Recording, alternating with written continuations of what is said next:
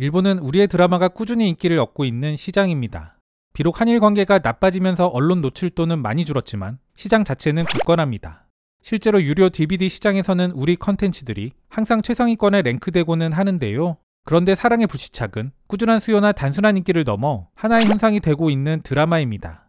일본 한류의 시작이라고 평가받는 겨울연가, 이를 뛰어넘는 화제성이라는 평가가 일본 내에서 나오고 있습니다. 오늘은 이를 다룬 일본 도쿄신문의 기사를 소개드려 볼까 합니다.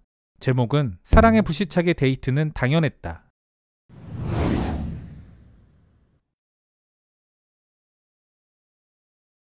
겨울연가를 능가하는 최고의 러브스토리.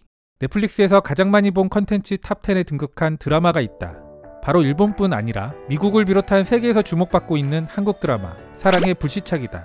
이 드라마는 단순히 한류 팬들에게만 어필하고 있는 것이 아니라 그 저변을 넓혀가며 독주하고 있는 모습이다. 드라마를 보면 이러한 기세가 필연적이라는 생각이 든다. 필자는 로맨스 코미디물을 좋아하지 않을 뿐더러 제목조차도 구식이라고 느꼈었다. 오래전 한류 붐을 일으킨 겨울연가를 연상시키는 첫눈을 함께 보면 사랑이 이루어진다 라는 대사까지 나온다. 그러나 이내 나의 생각은 완전히 뒤바뀌게 된다.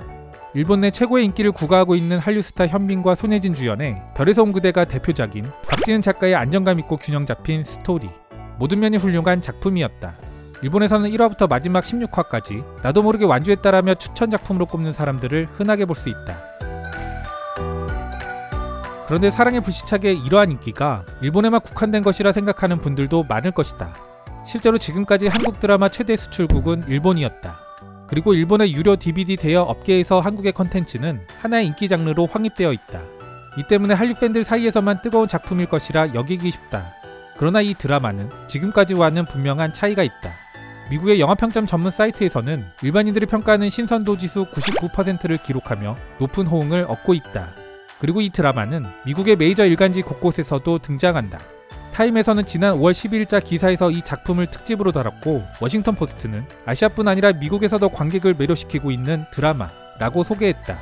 한국의 이 드라마는 현재 넷플릭스가 서비스되는 지역이라면 예외 없이 화제몰이에 성공하고 있다. 이 드라마의 설정은 북한. 이는 드라마의 흥미를 유발하는 강력한 요소라고 할 수 있다. 북한은 유럽이나 중동에서조차도 궁금증을 유발할 수 있는 흥미로운 소재다. 이러한 인기의 기세가 필연적이었다고 말할 수 있는 또 다른 이유 중 하나는 현재 전 세계적으로 외출을 자제한 채 집에서 보내는 시간이 많아진 트렌드도 있다. 넷플릭스에서 제공하는 높은 퀄리티의 작품이 인기를 얻지 못할 이유가 전혀 없는 기가 막힌 타이밍이다.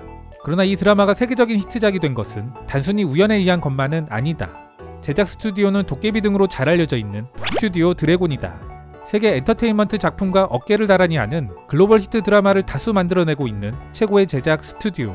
그들은 2020년 1분기에 전년 동기 대비 7.6% 증가한 1203억 원의 매출을 올렸다.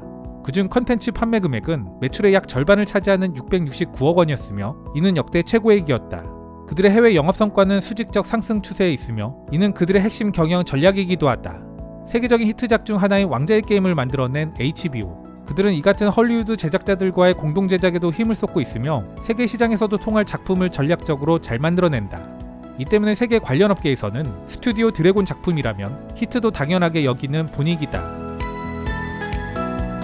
또한 필연적인 또 다른 이유, 바로 자막의 벽이 무너지고 있는 것도 들 수 있을 것이다. 기억하는가? 자막의 벽이라는 말은 2020년 아카데미상을 수상하면서 봉준호 감독이 한 말이다.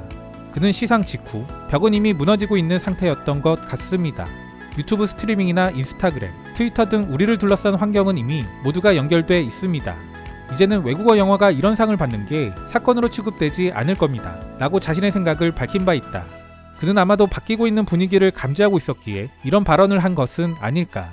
영화 기생충이 그 시작이었고 드라마 사랑의 불시착이 완성시켰다. 이런 일련의 한국 콘텐츠들의 세계화는 이를 증명하는 것. 덧붙여서 기생충에서 송강호의 아내 역을 맡은 장혜진은 사랑의 불시착에선 북한 최고 상류층 역으로 출연했다.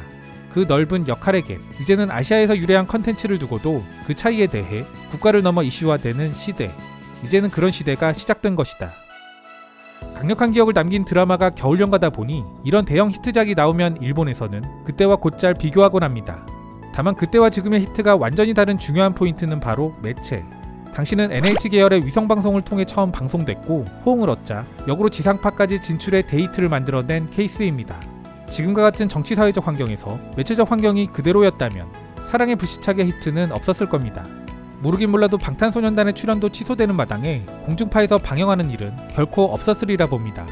혐오를 부추기고 인위적으로 막는다 하더라도 막아지지가 않는 시대. 아무리 아날로그 사회라는 일본이라지만 지금은 그런 시대입니다. 그리고 원래 문화의 속성이라는 것이 결국 위에서 아래로 흐르는 것, 그런 게 아닐까.